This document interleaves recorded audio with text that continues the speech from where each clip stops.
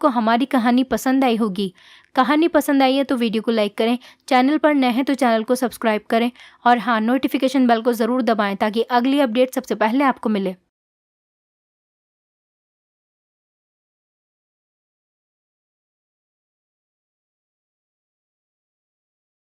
मेरा नाम सुनैना है, मेरे भाई का नाम सूरज है और मेरी भाभी का नाम सरोज है।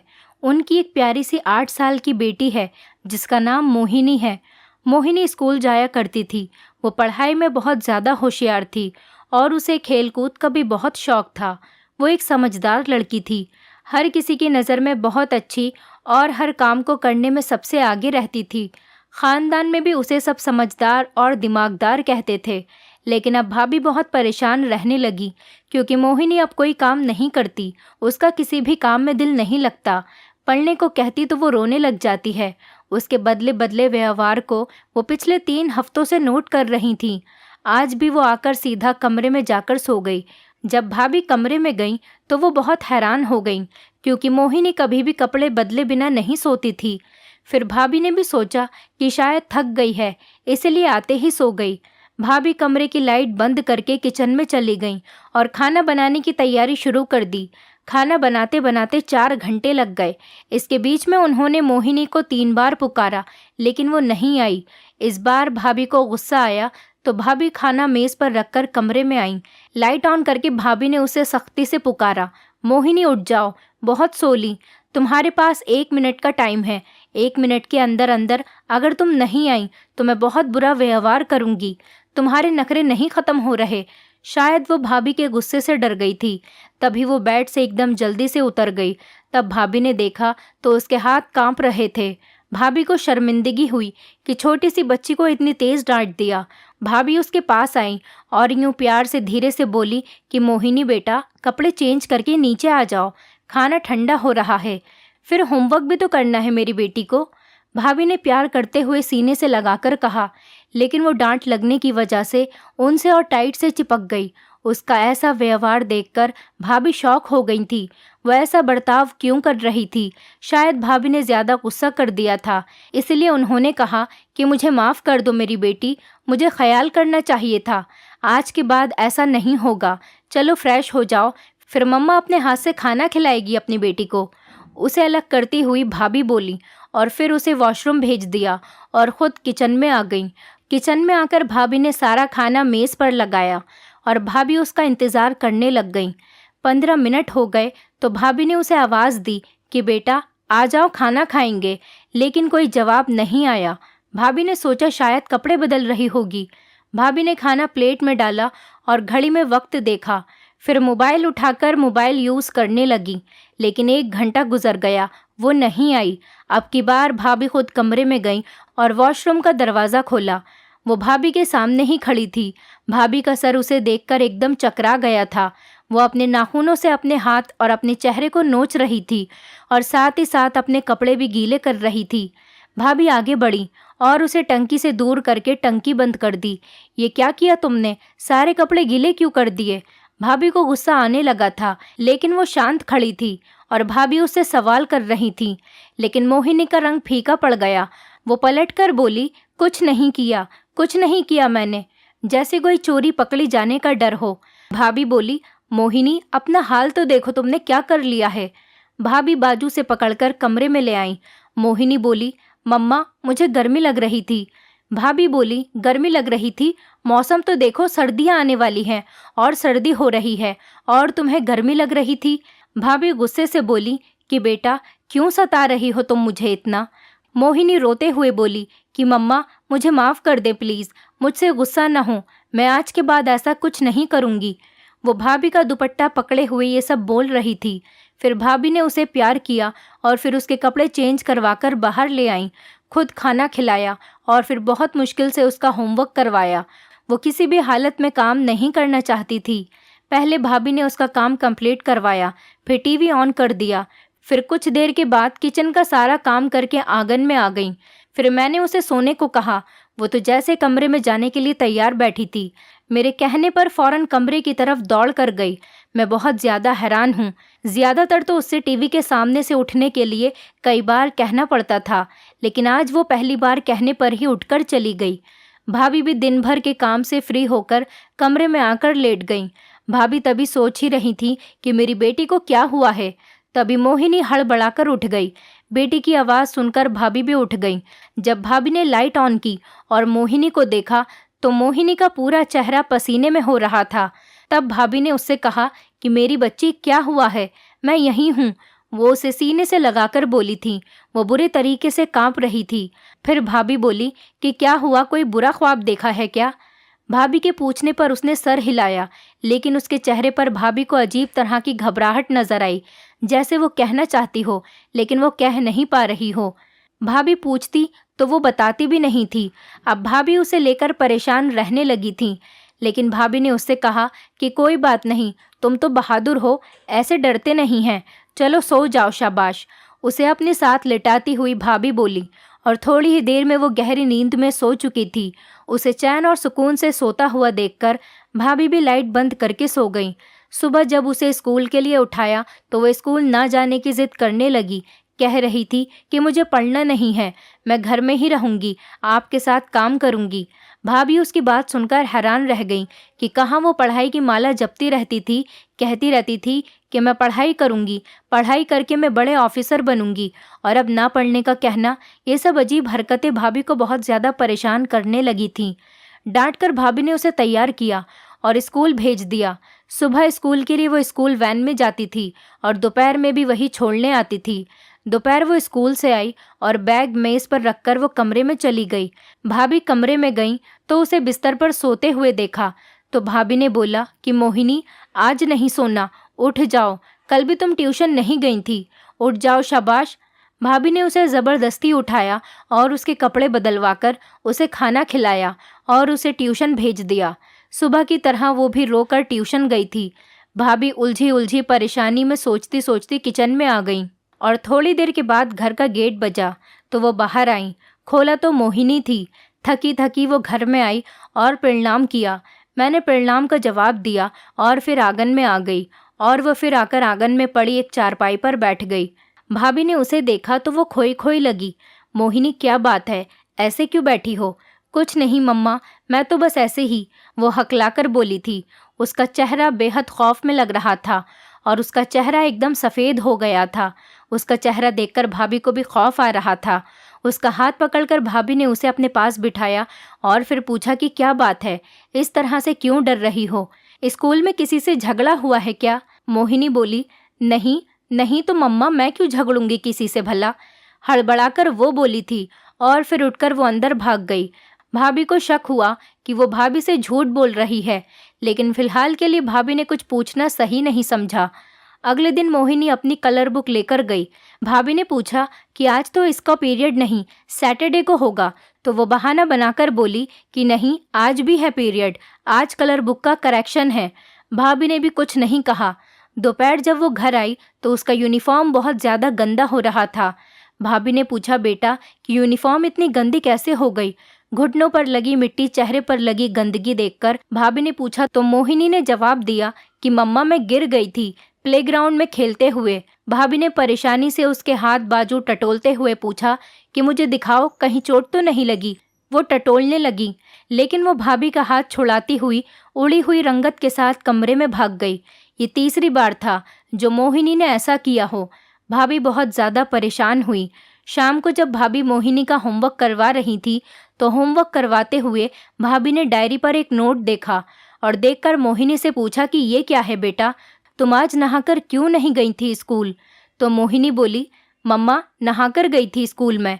तो भाभी ने पूछा, फिर ये नोट क्यों लिखा है आपकी मिस ने कि आपके अंदर से बदबू आती है?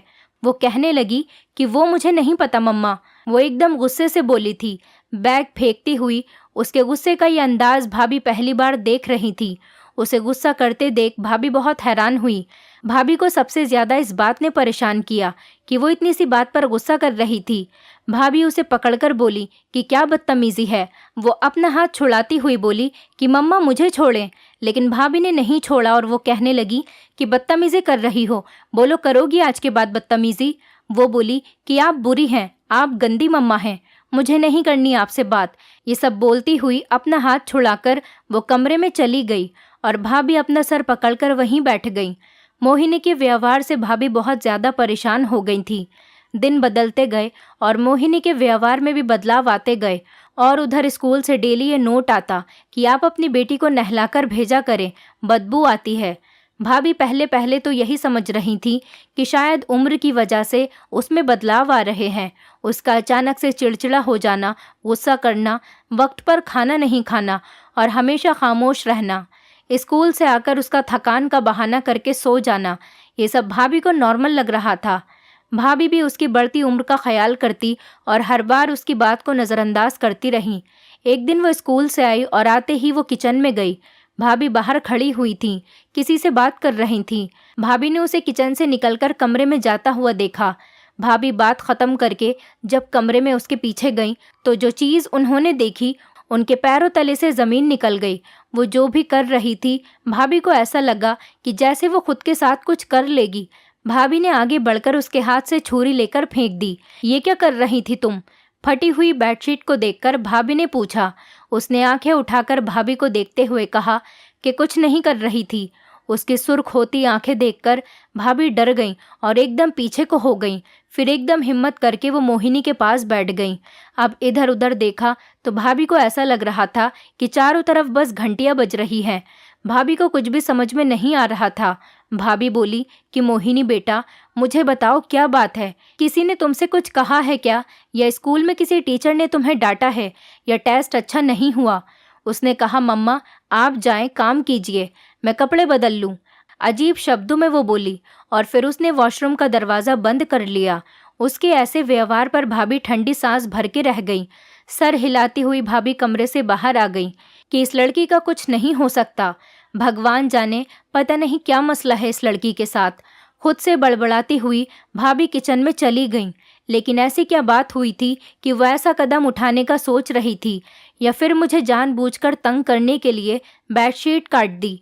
काम से फ्री होकर भाभी अपनी बेटी को पढ़ाने के लिए बैठ गई। आज भी नोट लिख कर आया था कि प्लीज़ आप अपनी बच्ची को नहलाकर भेजा करें, आपकी बच्ची के अंदर से बहुत बुरी बदबू आती है। नोट पढ़कर भाभी ने मोहिनी से पूछा, मोहिनी आज फिर तुम्हारे स्कूल से नोट आया है कि तुम नहाकर नहीं गई, क्या है ये सब? एक लम्हे के लिए मोहिनी के हाथ कांप गए। उसने अपनी नज़रें इधर उधर घुमाई। भाभी उसकी सब हरकतों को गौर से देख रही थी। पेंसिल को जोर से पकड़कर उसने पेंसिल चारपाई पर जोर से मारी। भाभी ने पूछा, मोहिनी क्या कर रही हो? सीधी तरह जवाब दो मुझे, या मैं खुद स्कूल चली जाऊं कल। भाभी की बात सुनकर वो सहम गई। उसकी आंखों में अजीब किस्म का डर लग रहा था। लड़खड़ाती जुबान के साथ वो बहुत मुश्किल से बोली, मम्मी मैं रोज़ नहाकर जाती हूँ। रोज़ की कही बात उसने आज फिर से दोहराई। अच्छा तो फिर ये नोट क्यों आया है स्कूल से? वो नॉर्मल होकर नाक चढ़ाकर बोली कि मुझे नहीं पता। वो अपना व्यवहार नॉर्मल बनाने की कोशिश करते हुए बोली। इतने में ही भाभी कुछ पूछती, उनका फ़ोन बजने लगा। वो होमवर्क बताकर फ़ोन उठाने के लिए चली गई। जब उसने देखा कि मम्मा फ़ोन में बिज़ी हो गई तो वो अपने कमरे में चली गई और बात करते करते भाभी ये भूल गई कि भाभी को उससे कुछ ज़रूरी बात करनी है। अगले दिन वो चुपचाप उठी और बिना बताए नहाकर स्कूल चली गई। भाभी को लगा कि वो उनकी सख्ती का असर है, लेकिन ये ख्याल भी सिर्फ उनका ख्याल ही था। जो होना था वो हो चुका था, जो हो रहा था वो भी चल रहा था और शायद भाभी गलत सोच रही थी। दोपहर को जब मोहिनी घर वापस आई तो उसका चेहरा पूरा लाल हुआ पड़ा था। यूनिफॉर्म आज फिर से वो गंदी कर कर आई थी, लेकिन आज यूनिफॉर्म पर मिट्टी की जगह कुछ और लगा हुआ था। भाभी ने देखा और चीखी कि मोहिनी ये क्या है? अब ये दाग कैसे जाएंगे? क्या करूं मैं तुम्हारा? तुम समझती क्यों नहीं हो? उसकी डरी हुई आंखों को नज़रअंदाज करते हुए भाभी सिर्फ बोले चली जा रही थी। बोल बोल कर जब भाभी थक गई और फिर चुप हो गई तो मोहिनी अपनी सहमी आंखों से देखती हुई अंदर कमरे में चली गई। भाभी उसे दूर जाता देख रही थी, या तो कमरे में, या तो खुद से बहुत दूर, या फिर हर चीज़ से दूर, हंसी से दूर, खुशी से दूर। खैर ये सब तो वक्त के ऊपर था। भाभी भी उसके पीछे पीछे कमरे में चली गई तो कमरे से पानी गिरने की आवाज़ आ रही थी। यकीनन वो नहा रही थी। भाभी वहीं बेड पर बैठ गई। थोड़ी देर बाद मोहिनी साफ कपड़े पहने वॉशरूम से निकली। भाभी को देखकर उसने नज़रें फेर ली। शायद वो नाराज़ थी, बहुत ज़्यादा नाराज़। भाभी ने उसके हाथ पकड़कर अपने गले से लगाया। उसकी खाली नजरें भाभी के अंदर तक चली गई थी। उसको अपने सीने से लगाए भाभी बहुत देर तक उसकी पीठ सहलाती रही, लेकिन वो नहीं रोई। लेकिन भाभी रो पड़ी। जब संतान दूर होने लगे तो माँ को तकलीफ होती है। भाभी भी वही तकलीफ महसूस कर रही थी। भाभी उससे कुछ पूछने के बजाय उसे अपने साथ लिए खाने की मेज पर ले आई, खाना खिलाया और उसे ट्यूशन भेज दिया। भाभी सच में बहुत ही ज्यादा उलझन में थी। शाम तक भाभी उसका इंतजार करती रही। एक लम्हे के लिए भी भाभी के दिमाग से उसकी नज़र नहीं हटती। शाम को जब वो वापस आई और खुद ही स्कूल बैग लेकर बैठ गई, भाभी ने भगवान का शुक्र अदा किया कि आज उन्हें अपनी बेटी को कहना नहीं पड़ा, वो खुद ही पढ़ रही थी। काम से फ्री होकर भाभी भी उसके पास बैठ गई। वो खामोशी से अपना काम करती रही। भाभी उसे देखती रही। डायरी खोलकर देखी तो आज भी वही नोट था। भाभी ने मोहिनी को देखा। मोहिनी भी भाभी को देख रही थी। वो कभी डायरी दे रही थी, कभी भाभी का चेहरा देख रही थी। उसे लगा कि शायद आज फिर से वो यही सवाल करेंगी, रोज की तरह। आज फिर भाभी उसे डांटेंगी। भाभी देख रही थी कि उसके चेहरे का रंग धीरे धीरे बदल रहा था। धीरे धीरे उसका चेहरा सफ़ेद होने लगा था। वो पेंसिल को बहुत टाइट से पकड़कर बैठी थी। कभी वो बुक खोल रही थी तो कभी बंद कर देती थी। शायद वो आज कुछ नई बात कहना चाह रही थी। भाभी ने अपनी आंखें बंद करके खुद को नॉर्मल करा और फिर आंखें खोलकर उसे देखा तो वो तब भी ऐसे ही बैठी थी। भाभी को हैरानी इस बात पर थी कि वो आज तो नहाकर गई थी, फिर ये नोट लिखने की क्या ज़रूरत बनती थी। आखिर ये सब बात क्या थी। भाभी बोली, मोहिनी काम हो गया। भाभी इससे पहले कुछ और बोलती तो वो एकदम से डरती हुई पीछे होने लगी। भाभी उसे एक नज़र से देखती रही। मोहिनी क्या हुआ है मेरी बच्ची, आराम से बैठ जाओ, कुछ नहीं कह रही मैं। भाभी को अपनी जगह बैठा देखकर वो थोड़ा सुकून से हुई थी, लेकिन उसका रंग अभी भी सफ़ेद पड़ा हुआ था। भाभी ने प्यार से पूछा कि काम कर लिया मेरी बच्ची ने स्कूल का। उसने कहा कि जी मम्मा हो गया। धीमी आवाज़ में वो बोली थी। भाभी ने कहा ठीक है, बैग उठाकर अंदर ले जाओ, फिर खाना खाते हैं। उसका गाल थपथपाकर भाभी बोली थी और फिर खुद उठकर किचन में आ गई। इसी समय बाहर बेल बजी। तभी भाभी ने कहा, मोहिनी दरवाज़ा खोलो, कौन है। भाभी ने किचन में खड़े हुए आवाज़ दी, लेकिन वो नहीं आई। तो भाभी बाहर आई और उसे सख्त नज़रों से देखा। उससे सख्ती से कहा कि इतनी देर से कह रही हूँ कि दरवाज़ा खोलो, बोलते क्यों नहीं हो तुम। उसे डांटकर भाभी दरवाज़ा खोलने चली गई। जब भाभी ने दरवाज़ा खोला तो भाई खड़े थे।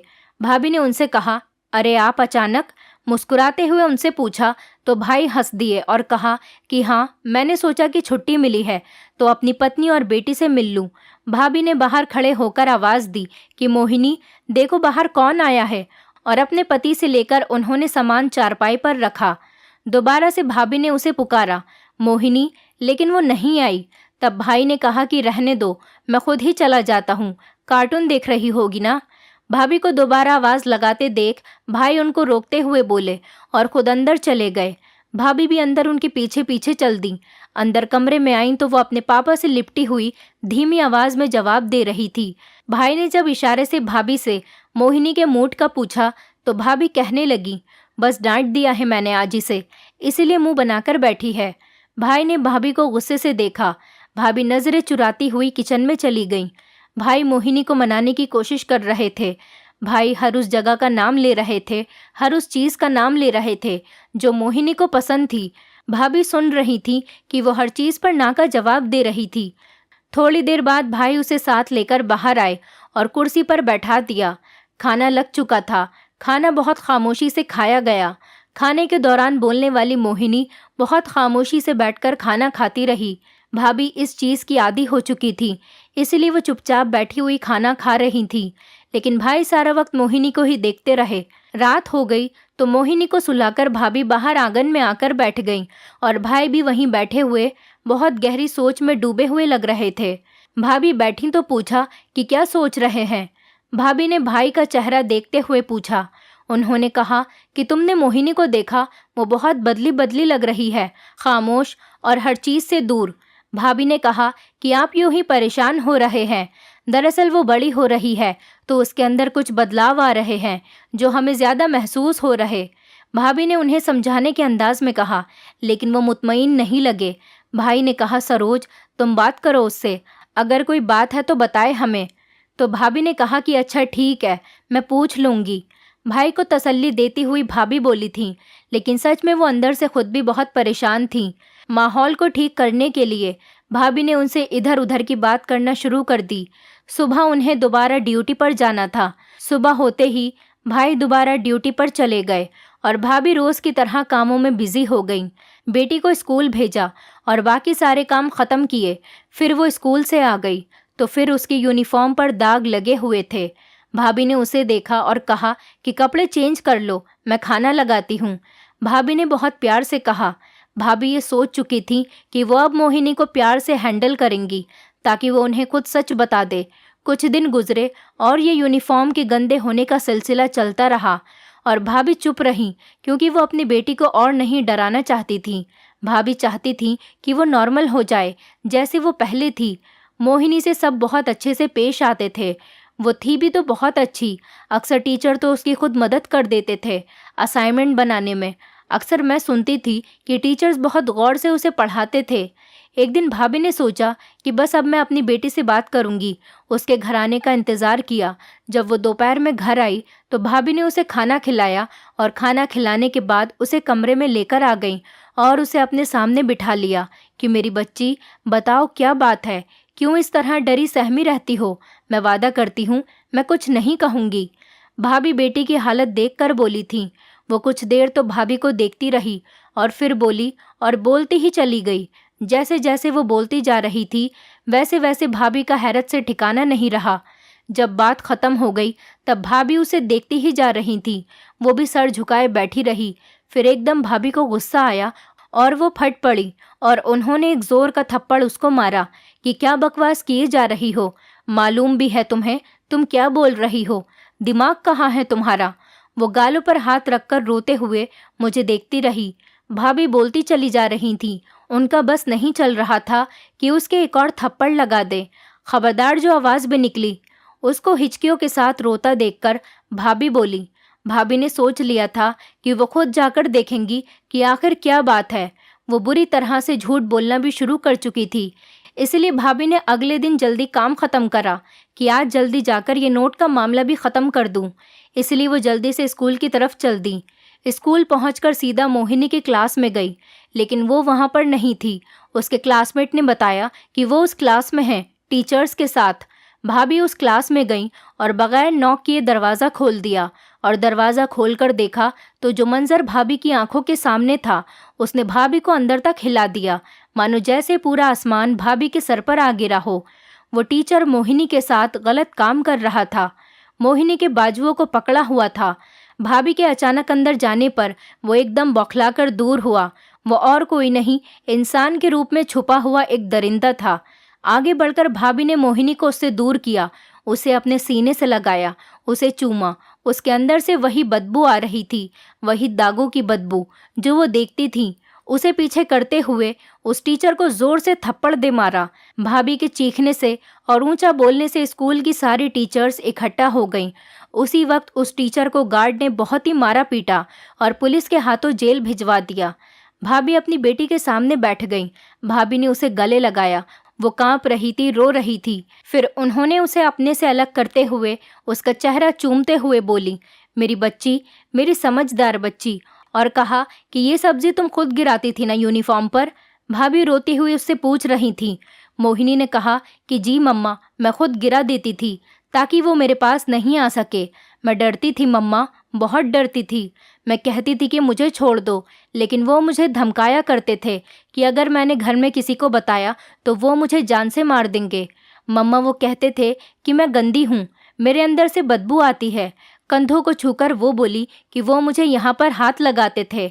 मैंने उनके पास जाने को मना किया तो उन्होंने मुझे यहाँ मारा। गाल पर हाथ रखती हुई वो हिचकियों के साथ बोली थी कि मम्मा प्लीज़ मुझे बचा ले, मुझे नहीं रहना यहाँ, मुझे नहीं पढ़ना यहाँ। भाभी के सीने से लगी हुई वो बोले जा रही थी। फिर अचानक से वो चुप हो गई। भाभी ने कहा, मोहिनी बेटा, आंखें खोलो। भाभी ने बहुत आवाज़ दी, लेकिन उसने आंखें नहीं खोली। मोहिनी को करीब के अस्पताल लेकर गई तो डॉक्टर ने बताया कि डर की वजह से वो बेहोश हो चुकी है। भाभी के पैरों तले से जैसे किसी ने ज़मीन खींच ली हो। जल्दी से उन्होंने भाई को फ़ोन किया और सब कुछ बता दिया। जब भाई वापस आए तो अपनी जान से प्यारी बेटी को इस हालत में देखकर तो उनकी कमर ही टूट चुकी थी। भाभी खुद सोच में बैठी हुई थी। ये सब उनकी ही गलती थी, वरना मोहिनी ने भाभी को सच बताने की बहुत कोशिश की थी। उसकी ये हालत उसके साथ जो हुआ उसकी वजह से उसका पढ़ाई से दिल उठ गया था। जब भाभी को उसने सच बताने की कोशिश की थी तब भी वो उसकी बातों पर विश्वास नहीं कर रही थी। भाभी तो ये सब सोच भी नहीं सकती थी। भाभी तो उसे झूठ समझ रही थी कि कोई टीचर ऐसे कैसे कर सकता है। और सिर्फ मोहिनी ही नहीं, आज तक पता नहीं कितनी लड़कियों के साथ ये टीचर यही सब कुछ कर चुका था। स्कूल वालों ने बताया था कि वो हमारे स्कूल के एक बहुत अच्छे टीचर थे। उन्होंने कभी किसी लेडी टीचर के साथ भी कोई बदतमीजी नहीं की, कभी कोई ऐसी बात नहीं की। इसीलिए वहाँ की फैकल्टी को भी उन पर बहुत विश्वास था और कहते थे यहाँ पर जितनी भी टीचर्स काम कर रही हैं वो सब मेरी बहनें हैं। सब लोग उन पर बहुत ज़्यादा विश्वास करने लगे थे, उनकी बात मान ली थी। लेकिन कोई नहीं जानता था वो इंसान के वेश में छुपा हुआ एक दरिंदा था, जिसकी वजह से आज मोहिनी इस हालत में थी। इसके बाद से वो वक्त से पहले बड़ी हो गई थी। अब वो कोई शरारतें नहीं करती थी, खामोश रहती है और बहुत गहरी बातें करने लगती है। पढ़ना तो वो भी चाहती थी, लेकिन भाभी भाई ने उसका एडमिशन दूसरे स्कूल में करवा दिया था। लेकिन मोहिनी की मासूमियत अब वापस नहीं आ सकती थी। भाई भी अब भाभी से दूर दूर रहने लगे थे। भाई को इन सब में भाभी की ही गलती लगती थी और वो गलत भी नहीं थे।